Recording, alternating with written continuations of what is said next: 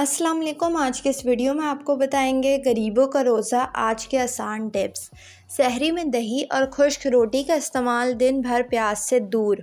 रोज़े में प्यास से बचने के लिए ये आसान नुस्खा दुनिया भर के मुसलमान इस ख़ास महीने के लिए एहतमाम करते हैं।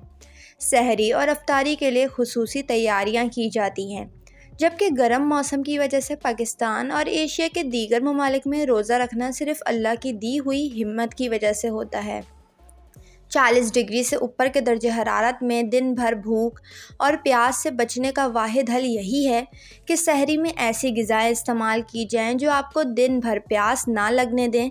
सहरी के लिए मुनफरिद और हर एक की पहुंच में ये ग़िज़ाएँ, जिसको खाने से आपको दिन भर प्यास भी नहीं लगेगी और ना ही भूख लगेगी।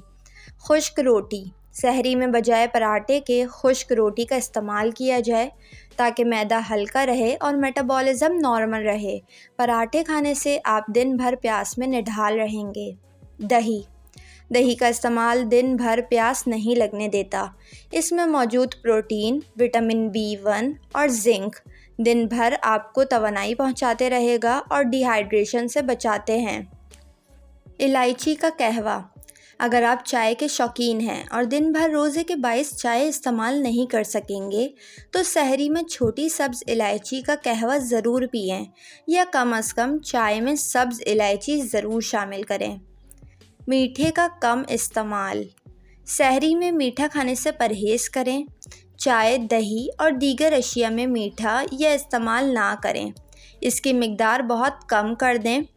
ज़्यादा मीठे का इस्तेमाल आपको ज़्यादा प्यास लगने का सबब बनता है।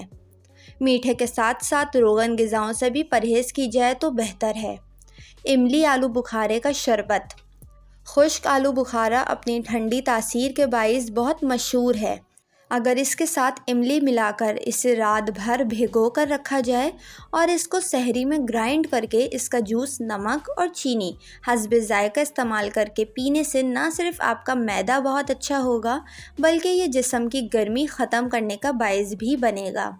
रमज़ान में सहरी के औकात में तली हुई चीज़ें, ऑमलेट, पराठा इस्तेमाल करने से गुरेज करें, ताकि सेहत के साथ साथ आपकी ग़िज़ायत भी पूरी होती रहे। और सहरी में किसी फल जैसे खजूर का इस्तेमाल लाजमी करें।